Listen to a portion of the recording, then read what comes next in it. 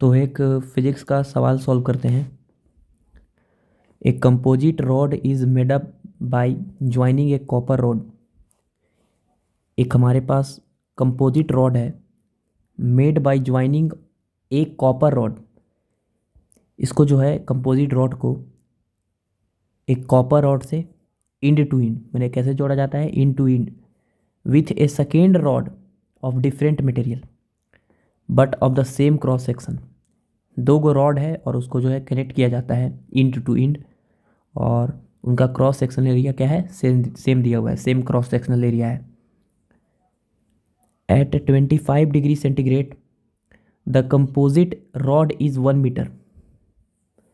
मतलब 25 degree centigrade पे जो उसका लेंथ है 1 मीटर है पूरा कंपोजिट रॉड का। जैसे एक फिगर में इसको हम दिखाने का प्रयास करें तो कुछ इस तरह का होगा कि एक रॉड होगा इस तरह का ऐसे, अब एक रॉड होगा इस तरह का ऐसे ऐसे, ठीक है। ए रॉड है हमारा, एक रॉड है हमारा किसका, कॉपर का, और एक रॉड मान लेते हैं कोई एक्स एलिमेंट है उसका है। At 25 degree centigrade the composite rod is 1 metre in length. मैंने 25 डिग्री सेंटीग्रेड पे जो इनका लेंथ है वो कितना दिया है, 25 मीटर दिया है, ठीक है। सॉरी, 25 डिग्री सेंट पे 1 metre in length. 25 degree centigrade पे इसका जो लेंथ है 1 मीटर है। 1 मीटर मतलब 100 सेंटीमीटर है। ऑल राइट, कितना टेम्परेचर पे, 25 डिग्री सेंटीग्रेड पे, जब टेम्परेचर 25 डिग्री सेंटीग्रेड है, ठीक है। अच्छी बात है, और पढ़ते हैं सवाल को, और पढ़ते हैं सवाल को।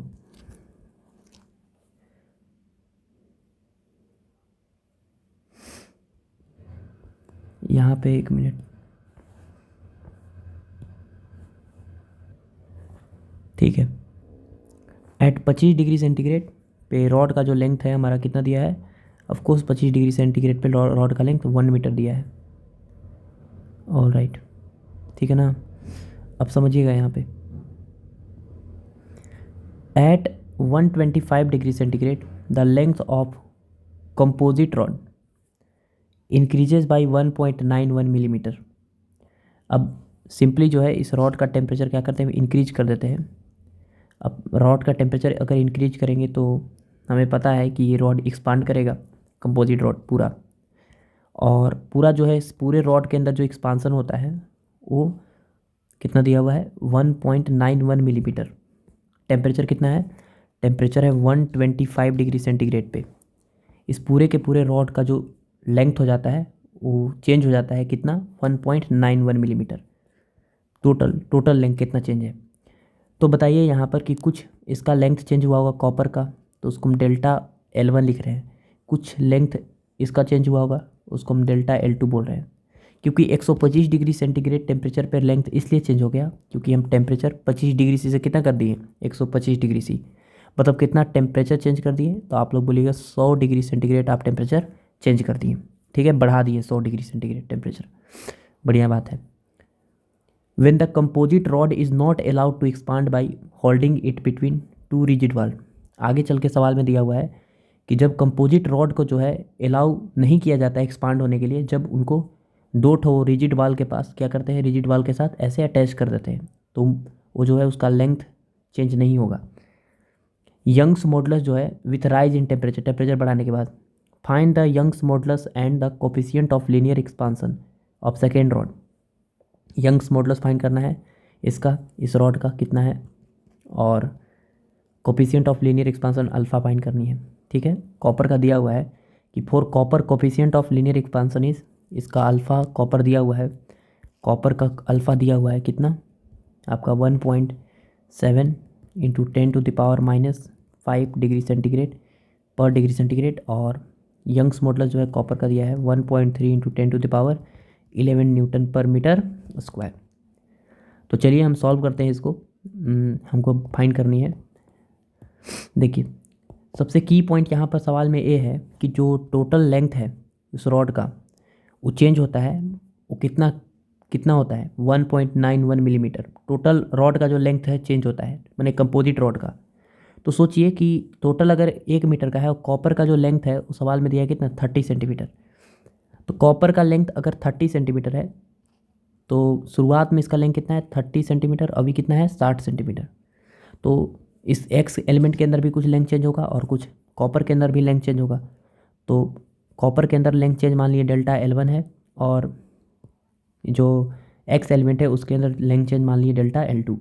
और टोटल लेंथ चेंज कितना हुआ, मतलब कॉपर के अंदर length change plus x element के अंदर लेंथ चेंज, और वो सवाल में दिया है 1.91 मिलीमीटर, यही दिया है हमारा। इसको सॉल्व कीजिए। चेंज इन लेंथ का फॉर्मूला आप पहले से ही जानते हैं, original length into alpha delta T, alpha किसका, कॉपर का, ठीक है, plus change in length in L2, तो इसको लिखेंगे original length L2 alpha delta T, alpha किसका, एक्स एलिमेंट का, इंटू डेल्टा टी बराबर 1.91 मिलीमीटर। मिलीमीटर को आप 10⁻³ भी लिख सकते हैं, ठीक है, अच्छी बात है। शुरुआत में इसका लेंथ कितना है L1 30 सेंटीमीटर, तो ये हो जाएगा 30 इंटू 10⁻² मीटर में कन्वर्ट करेंगे। कॉपर का अल्फा दिया हुआ है सवाल में 1.7 इंटू 10⁻⁵। टेम्परेचर कितना इंक्रीज किया है 100 प्लस L2 आपका सवाल में 60 सेंटीमीटर दिया है, तो 60 इंटू 10⁻²। अल्फ़ा नहीं पता है, वही तो फाइंड करनी है, इंटू चेंज इन टेम्परेचर 100 बराबर 1.91। इसको ऐसे कर दीजिए 191 इंटू 10⁻⁵, क्योंकि यहाँ पर भी 10⁻⁵ है। ये 10⁻² और 100 मल्टीप्लाई होकर 0 हो जाएगा, और सॉरी 1 हो जाएगा, और 10⁻² और 100 मल्टीप्लाई होकर 1 हो जाएगा। तो ये आपको सॉल्व कीजिएगा तो कितना आएगा 51 into 10⁻⁵ plus 60 into alpha of x element बराबर 191 इंटू 10⁻⁵। इसको 60 इंटू अल्फ़ा एक्स बराबर 60 है ना, ठीक है, नहीं 60 नहीं होगा, 1 सेंटीमीटर है, तो यहाँ पर कितना होना चाहिए, ए वाला लेंथ होना चाहिए आपका, यहाँ पे लेंथ होना चाहिए ए वाला 70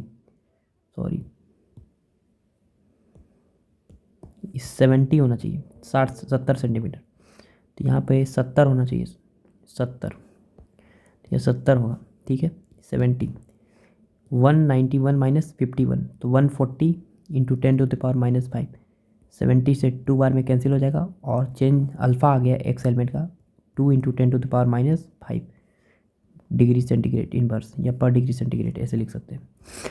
तो ये फर्स्ट पार्ट का आंसर था, ठीक है। अगला सवाल है कि यंग्स मॉडल्स भी बताना है हमें, तो यंग्स मॉडल्स कैसे निकालेंगे।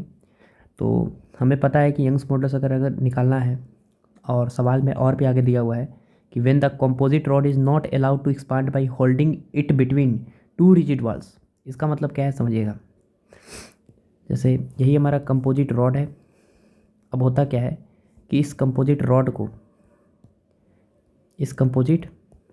को अगर हम इस रिजिड वॉल के साथ अगर हम अटैच कर देंगे, ठीक है ऐसे, तो पहले तो इसका लेंथ चेंज हुआ था टेम्परेचर बढ़ाने के बाद, लेकिन अब अगर आप टेम्परेचर बढ़ाइएगा डेल्टा टी 100 डिग्री से करिएगा, तो ए वाला जो रिजिड ई वाला पॉइंट है वो एक्सपांड होगा, ठीक है, ए वाला पॉइंट भी क्या होगा एक्सपांड, लेकिन एक्सपांड तो होना चाहेगा, लेकिन ये जो रॉड है वो इस वाले रॉड के इंड पॉइंट को ऐसे पुश करेगा इधर की तरफ बाय टेंशन फोर्स कितना से टी से, और उसी तरह ये भी एक्सपांड होना चाहेगा, तो इसको भी टेंशन कितना से पुश करेगा, ऑफकोर्स टेंशन टी से, ठीक है, इसके अंदर भी टेंशन टी से।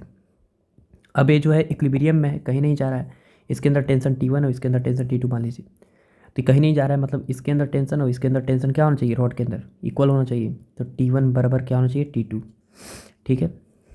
चलिए, तो यहाँ पर T1 बराबर T2 होना चाहिए, तो इसका मतलब है कि T1 कितना होगा, तो सिंपल सा आप फॉर्मूला जानते होंगे, गामा अल्फ़ा डेल्टा टी, ठीक है, गामा कॉपर का, अल्फ़ा कॉपर का, डेल्टा टी बराबर गामा एक्स एलिमेंट का, अल्फ़ा एक्स एलिमेंट का इंटू डेल्टा टी। टेंशन का फॉर्मूला आप पहले से ही जानते होंगे। तो यहाँ पर चेंज इन टेम्परेचर कट गया, गामा ऑफ कॉपर सवाल में दिया था 1.7 into 10⁻+11 into alpha of copper का अल्फ़ा आप निकाल चुके हैं, नहीं दिया हुआ था सवाल में 1.7 इंटू 10⁻⁵, तो यहाँ पे 1.7 इंटू ई गामा जो है कॉपर का ये नहीं था, कितना था 1.3 ऑलराइट, इंटू 1.7 इंटू 10⁻⁵, बराबर गामा ऑफ एक्स नहीं पता और अल्फ़ा ऑफ एक्स अभी तुरंत निकाले थे 2 × 10⁻⁻⁻। ए वाला कैंसिल हो गया। आप गामा ऑफ एक्स निकाल सकते हैं तो 13 × 17 बाई इंटू 10⁻⁹ कितना 9। ये 2 जीरो जो आएगा उसको 9 बार में कैंसिल कर देंगे। नीचे 100 बनेगा और 10⁻11 है 2 बार में कैंसिल हो जाएगा बाई 2। तो इसको गुना कीजिए तो 51 और 17 तो 1 2 2 तो हो जाएगा गामा ऑफ एक्स बराबर 1 × 10⁻9 न्यूटन पर मीटर स्क्वायर। या इसको ऐसे सॉल्व कर सकते हैं बाई 2। ठीक है 110 × 10⁻9 110.5 × 10⁻9 न्यूटन पर मीटर स्क्वायर। तो ये आंसर हो गया। ठीक है इतना आंसर हो गया। तो ये हमारा सवाल था।